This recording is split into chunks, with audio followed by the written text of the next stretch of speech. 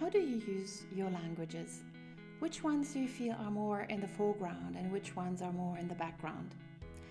There are different ways to visualize the language use and practices of individuals, and one of them is the Dominant Language Constellation.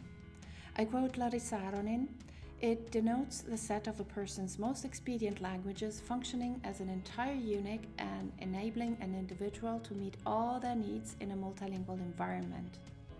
It is a modeling tool that describes the current language practices of multilingual speakers. The Dominant Language Constellation is practice-based and captures, I quote, "a subset of the languages that are deemed to be of prime importance in the repertoire of an individual or a group," and it contains or considers 3 factors: the dominant languages, so the choice of which languages are used the most frequently, the participant's self-reported proficiency in each language, and the perceived typological distance from a language to another in the individual's dominant constellation. As the name indicates, the model focuses on the most prominent languages, which means that it leaves aside the other languages that are in a multilingual person's language repertoire, but used less frequently. Fact is that multilinguals can have 2 to 4 dominant languages. Interestingly, the prominence of our languages can change and shift over time. When looking at our dominant language constellation in different phases of our life, the languages that are most dominant in one phase might not be in the other phase.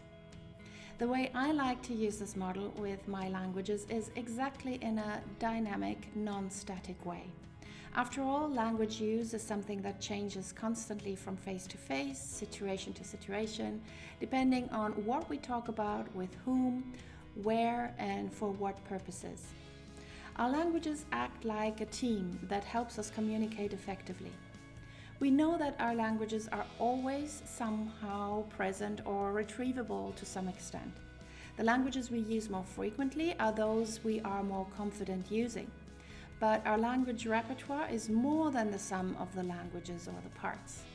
We also use our languages in different ways, depending whether we are in a monolingual setting or a multilingual one.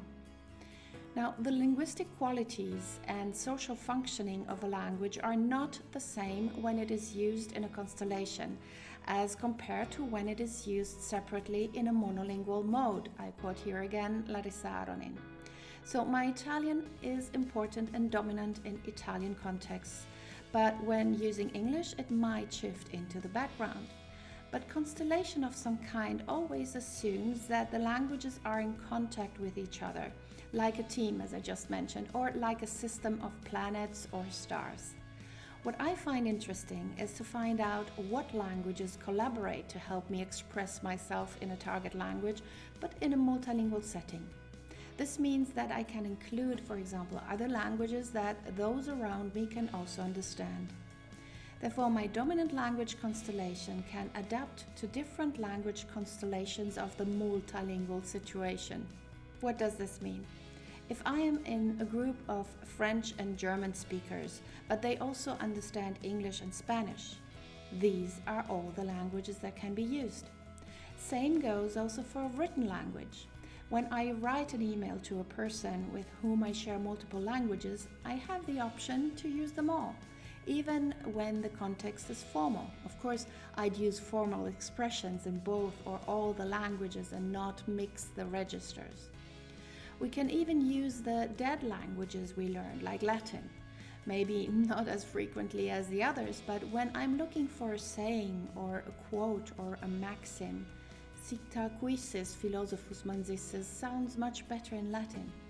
Or when I'm writing a text message in German or with someone who would understand, I can write rinnende Kartoffeln, rosseste Kartoffeln in the German dialect my mother grew up with, or vola basisch kiwi piant when I write to someone who also understands Northern Italian dialects or the Swiss Italian dialect.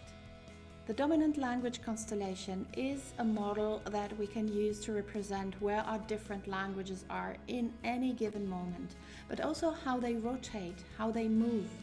As I said, it changes constantly depending on the situation, the people we interact with, the text we write or read, the topic. How do you use your various languages and dialects or sign languages? How would you represent them when using the Dominant Language Constellation? When do they change positions? Let me know in the comments.